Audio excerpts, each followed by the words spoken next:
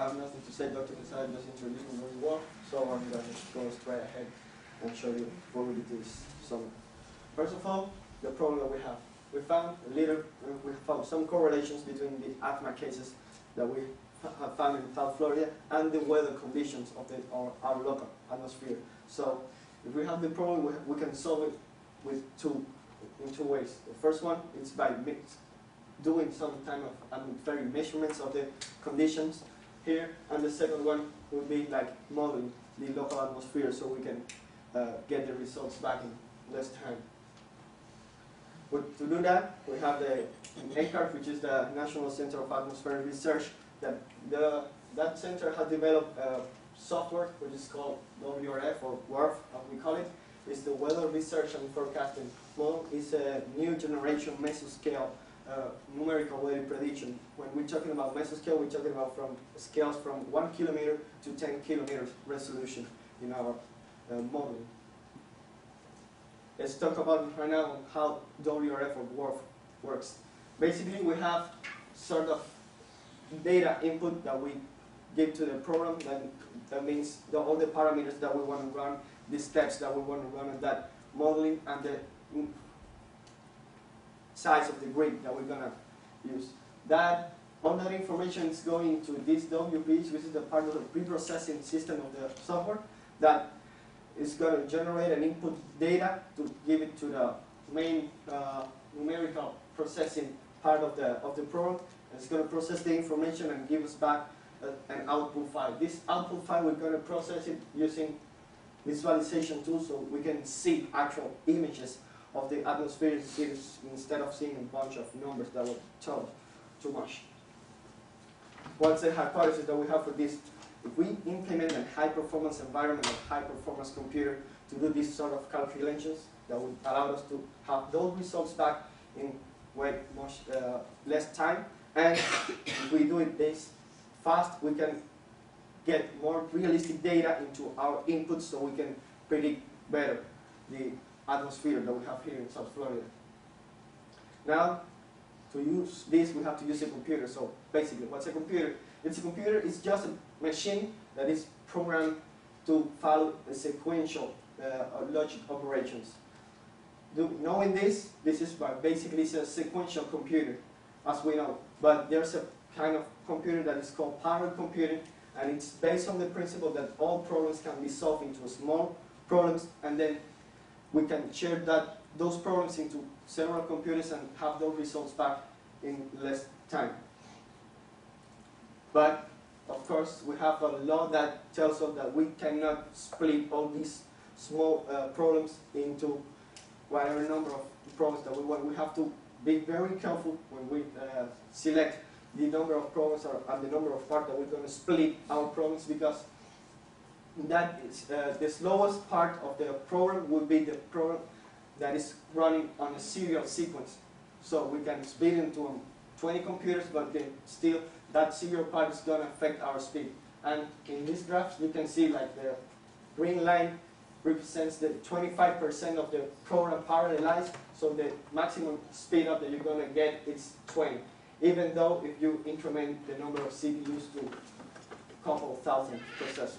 So we have to be very careful when doing that because we don't want to waste money. These kind of computers are expensive and we don't want to waste power and that kind of stuff. So we can share, we want to share the facility with other people, and we want to be like efficient.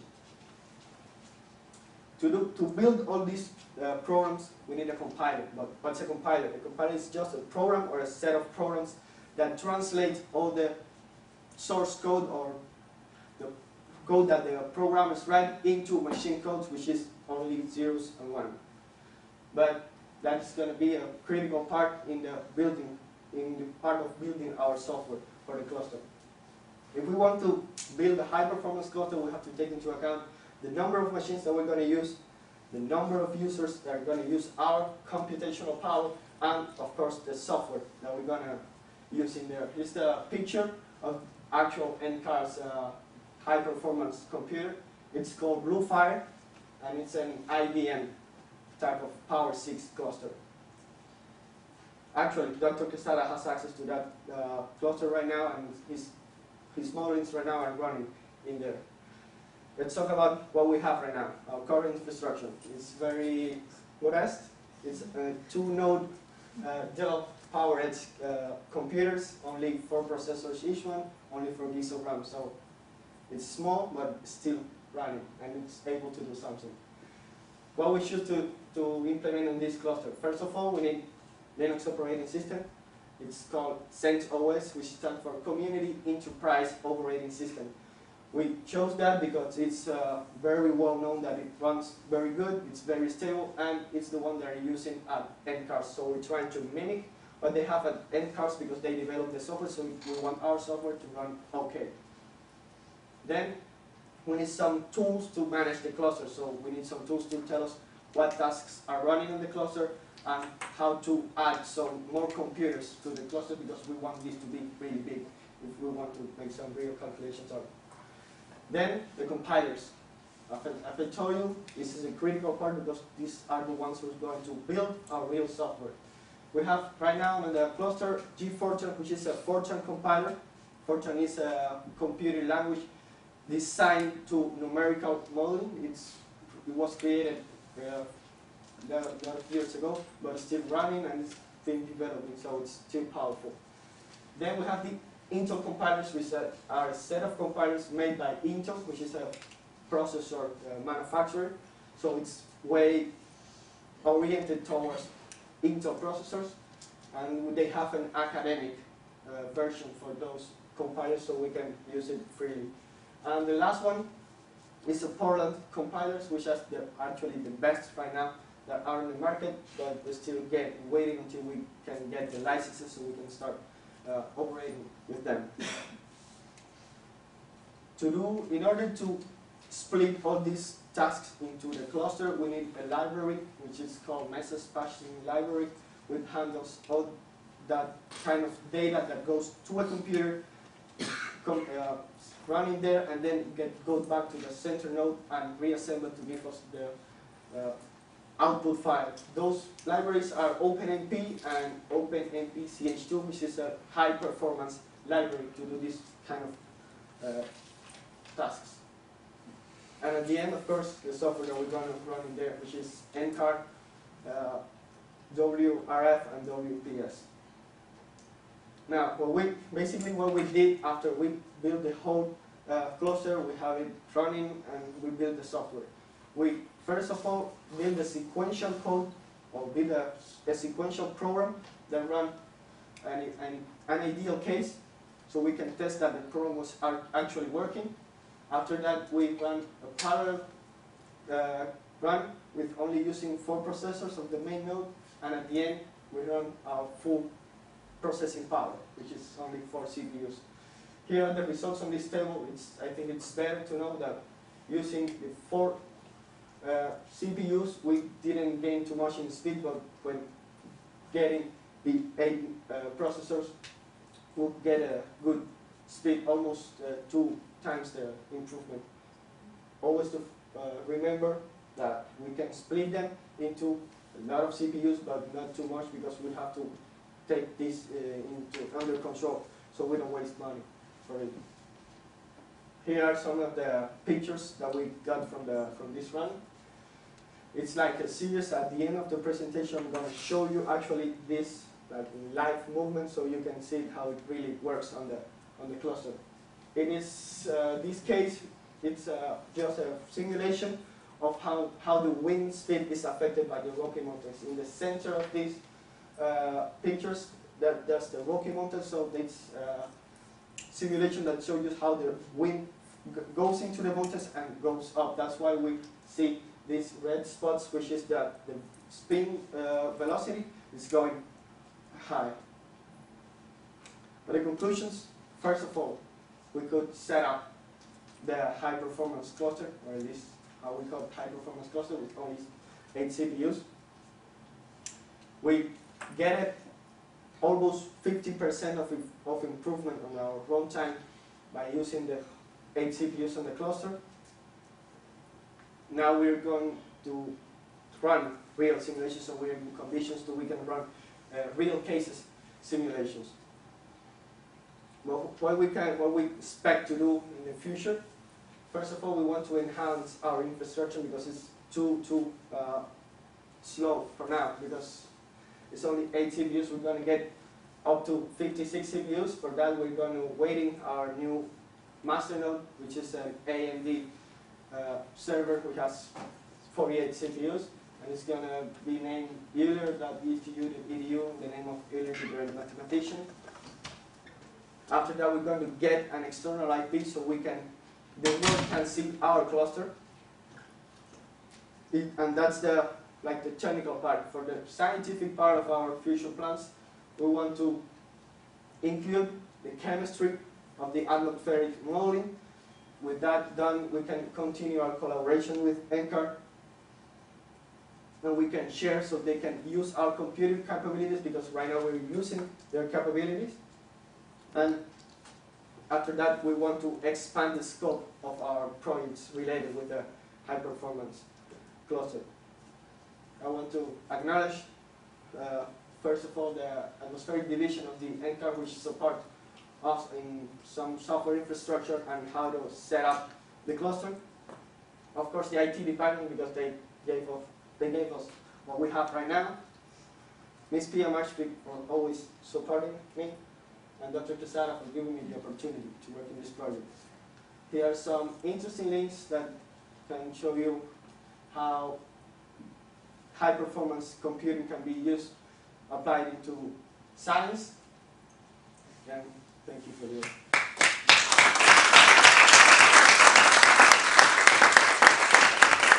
I'm going to show you right now one of the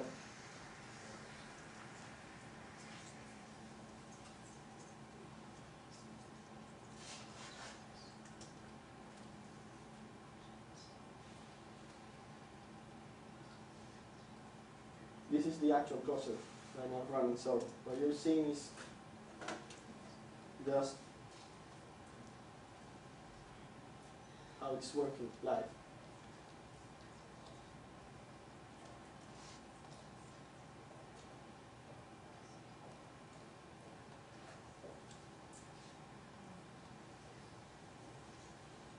This is the picture that I showed you during the presentation. So it's kind of slow because the network is under heavy attack right now with the streaming of the video.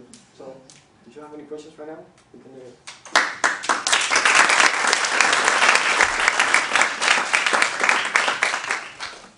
How many CPUs is NCAR running right now?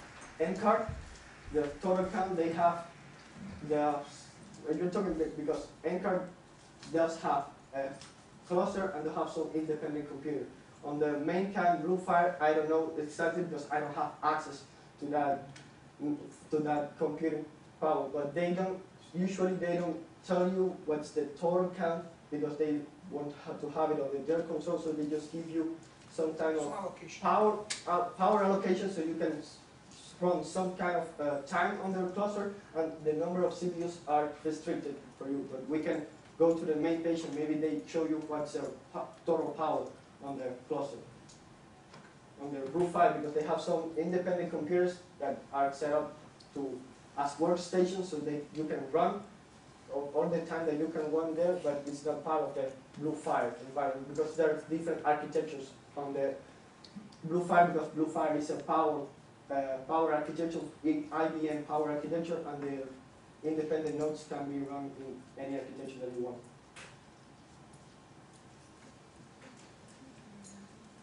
So NCAR is sending you the atmospheric information?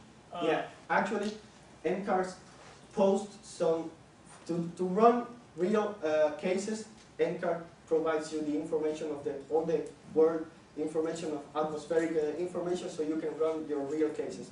For ideal calculations, you can use only the test case that comes with the software, so there's no big deal with using ideal cases. The run that we made to test the server was an ideal run. Right now we're building the grid to run real calculations on the cluster. Will it be close to real time, or how fast are you getting the actual data to run the models? Okay, for this model, we run like in like 9 minutes. For a real calculation using maybe 8 or 20 CPUs, we can get maybe in a couple of hours, we can get the forecast, because this model is used for forecasting right now. So maybe you can make the forecast for the next 2 days or something. You can get the information there in a couple of hours. You get all the forecast, so you can give it live to the public.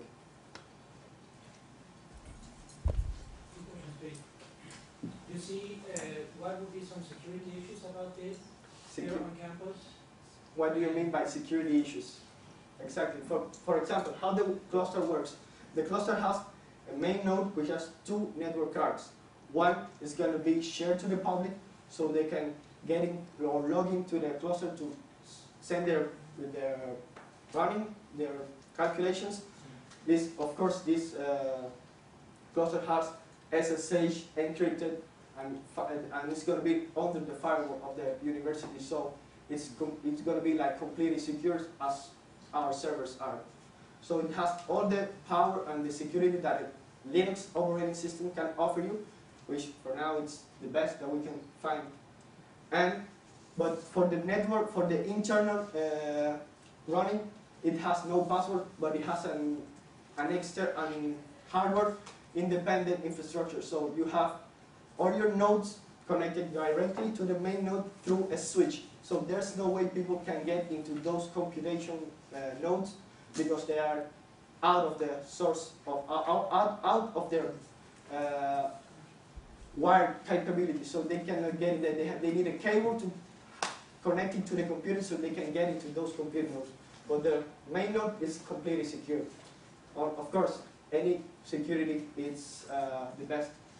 Even people find a way into the Pentagon, so our system is not the best in the world. It just has the standard security that every operating system can give you. Are you running them locally, or they have them now?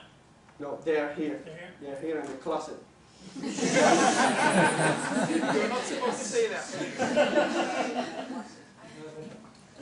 Is any of this patentable, either at the software or hardware level? I'm sorry? Any of it patentable? Patent? Right now we're using academic software. So academic software, it's freely available, and yes, it can be patented, but most of the time what in our scientific community academic projects works, so they give you the software, they give you the source code, so you can actually change it, but that's up to you. If you want to make those changes available to the public, you can just give it like that to the public, so they can keep improving your software, or you can close the software, patent it by yourself, and try to sell it, which is not the best idea, I think, for the scientific development. It's just a point of view. It's up to you. You can close all your changes and sell it, or you can leave it open as they give it to you. Just to let you know that some very good work starts in closets.